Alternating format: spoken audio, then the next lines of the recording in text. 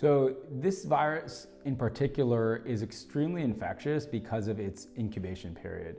So for example, the flu has an incubation period of approximately 2 to 3 days, meaning from the time someone contracts the infection, they start to show symptoms within 2 to 3 days.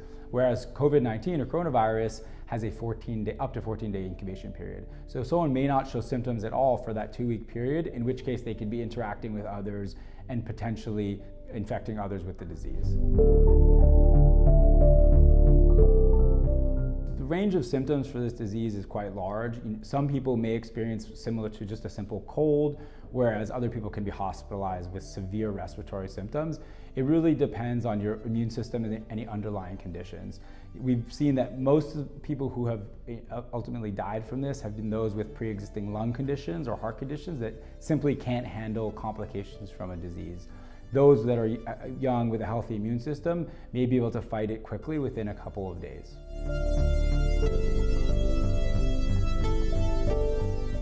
The fact that it takes, some people don't show symptoms early on, it speaks to the long incubation period for the virus. They may have gotten tested in a time when they weren't showing symptoms, and that may last for another week or so until longer into the time course of the virus when it actually starts to manifest itself. The virus itself is similar to other viruses in that it will manifest symptoms for approximately 5 to 7 days.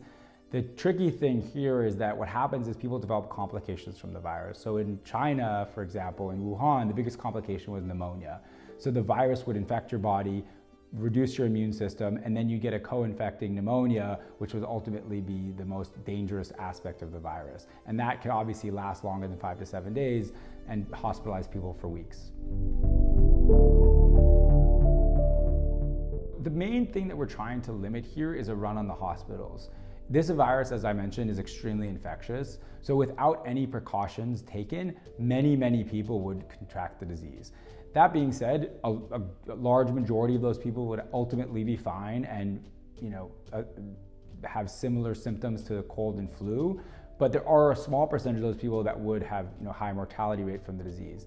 But at the moment, what we're trying to do is to stagger the amount of people that are getting the infection so that our hospitals and medical centers can withstand that influx of people.